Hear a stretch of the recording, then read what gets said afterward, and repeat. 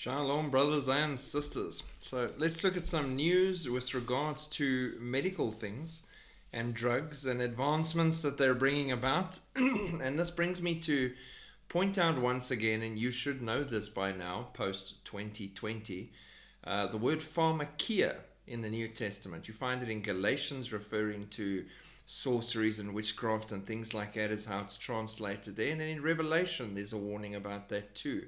But pharmacia can also be translated drugs, potions, and things like that used for medicines. And we see in the times that we're living a huge emphasis, and it's being used for control as well in drug manufacturing, pharmacia. And it's pushed out to all nations, and it has very serious effects, from the drugs on the street, the fentanyl, the hectic drugs that kill people, all the way through to a random depression medicine or something similar to help with this or help with that. But a lot of times, even though there is good in some of these drugs, there's a lot of bad things built into them too. But I don't want to get started on that. Pharmacia is a very powerful tool to control the masses, to bring down the population and do many other things. And we have warnings about pharmacia. But that being said, let's have a look at these latest articles that have come out.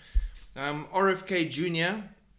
wants wearable health tracking devices for all Americans within the next 4 years. Kennedy argued that these technologies empower individuals to take proactive steps towards better health by offering real-time insight into metrics like heart rate, sleep quality, and glucose levels. I've said this many times, I'm going to say it again. I did do sales for a time many years ago in my youth, and I was really good at it. I will sell you those things, those technologies, that mark of the beast.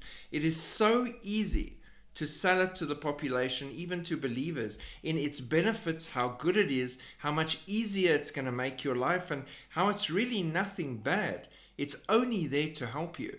And that's what they're doing. They're using that sales technique. And he's talking about within 4 years. Now, if you calculate that, you take the rest of this year, we're at the halfway point of 2025. This would count as your fourth. And then 3 more in, that would be a 3.5-year period, which is within his scope of 4 years, which would be half of a week of 7. You see where I'm going with this? It's interesting when you look at the times and the parts of times and how they fit into the times we're living in. But nothing funny that he's saying. He's just publicly saying and pointing out that this is coming, and it is a priority. It's not just America. It's not just RFK Jr. It's the new world order.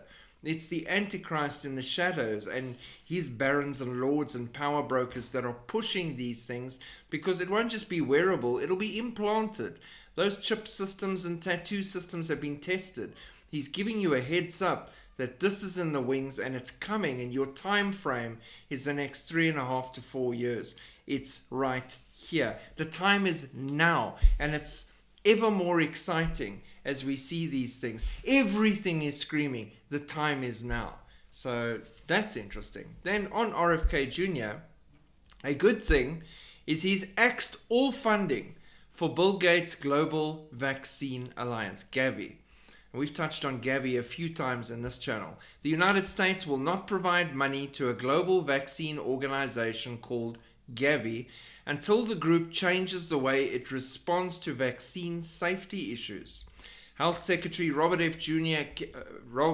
Kennedy Jr. told the fundraiser on June the 25th. There's much that I admire about Gavi, especially its commitment to making medicine affordable to all the world's people. Gavi has done that part of its job very well, Kennedy said. Unfortunately, in its zeal to promote universal vaccination, it has neglected the key issue of vaccine safety. The United States has provided $8 billion to Gavi since 2001. The United States is one of the organization's largest funding sources. No more. Now, I agree with that 100%, besides for many other valid reasons. and opinions of my own, which I won't get into right now so that this video might see the light of day. Why must the United States government pump billions of dollars into Gavi when a multi-billionaire, it's his pet project, one of many, amongst them mosquitoes and other things. He wants to play with his money that way. Why doesn't he spend his money that way? Why must the American government put billions of dollars into his pet project? Especially after the damage that has been done, and go Google it for yourself, amongst African and Indian children, the third world countries where no one's really looking, and swept under the rug over many decades of this Gavi and other programs that he's pushing in these parts of the world. So well done, Robert F. Kennedy Jr., for axing all funds to Gavi. How long that will last, I don't know. Because people who say we don't support a two-state solution are suddenly saying we support a two-state solution, but different video. People can say one thing now for votes or clicks or likes or benefit and do a U-turn later because they're not following the Lord. That's not how Christ works. That's not how the truth works. You're supposed to be on the straight and narrow. When you say something, you should mean it. But for now, well done, Robert. Then scientists begin working to create artificial human DNA. A groundbreaking but highly controversial initiative is underway as scientists have begun working on creating artificial human DNA from scratch. Which is not what they're saying it is. You're not starting from scratch. You're starting with the building materials God has already supplied. So you're cheating. But I'll end with that explanation. The BOLD project, reported by NDTV Science, aims to develop synthetic versions of the building blocks of life, raising both hopes of scientific breakthrough and alarm over the ethical boundaries of such research. The scientific effort being spearheaded by a global coalition of researchers with a shared goal to synthesize a fully functional version of the human genome in the lab. And then ideally, their absolute dream is to build an absolute copy. Now, a lot of Bible teachers, have touched on this in the past many times, and especially in fictional writing and things like that. They want to build a spare part copy. So Elon Musk has a grown Elon Musk on tap in his office maybe, and he has a heart problem. They go and get him a replacement heart from Elon Musk backup. Or a lung problem, backup lungs. Blood, backup blood. And it's safe and it's easy and everything's compatible. That makes sense. Again, easily to sell if you're a salesperson to the rich. No problem. But now imagine this.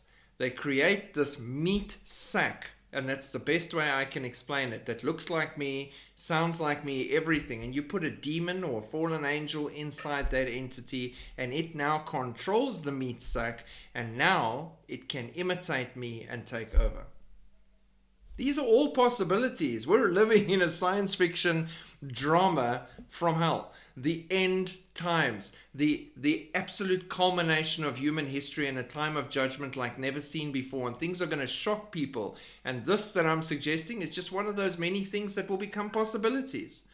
Now, the interesting thing here, when they say they want to build it from scratch, there's an old story, and I'll probably get it wrong, but mankind comes to God and they say to God, we've now advanced so far and become so powerful, we don't need you anymore.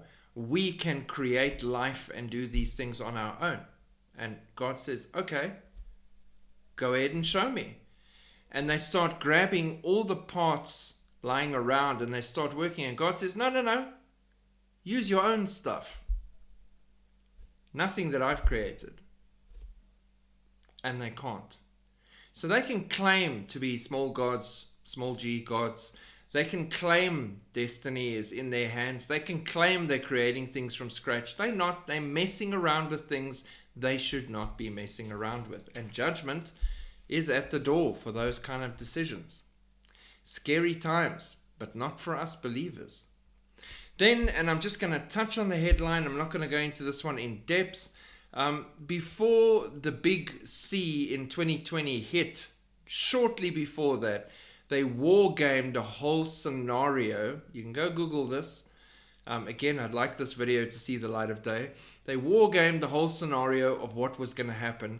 And then shortly after the war game, boom, 2020, and all of those things happened exactly as the war game. Now, the same groups behind that C-19 drill are preparing a false flag bioterrorism attack slated for July the 4th to be blamed on China or Russia.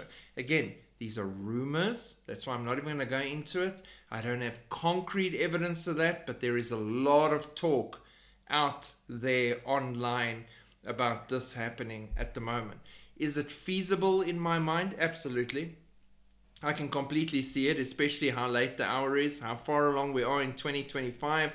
We're running out of runway here, and everything is ready and set to go. So can it be? Yes. Should you be afraid? No. If I was in America, I'd probably be at the July the 4th celebration, handing out tracts and Bibles and speaking on a megaphone about Jesus Christ being the only way, the only truth, and the only life. That's where I'd be. I could care less if they've got something big, bioterror, whatever planned, because my destiny, my life's path is in God's hands. And of that I have absolute assurance, regardless of what happens, good or bad. Like Shadrach, Meshach, and Abednego, even if he doesn't save us, yet we will serve the one true God. That's where we should be. All the time. That should be our resting position. Nothing scares us. God is in control. So God bless. Watch out for pharmacia. Keep your eyes to the sky. Keep watching what's happening in the world. Keep sharing the wonderful, glorious news of Jesus Christ with everyone you meet. Shalom.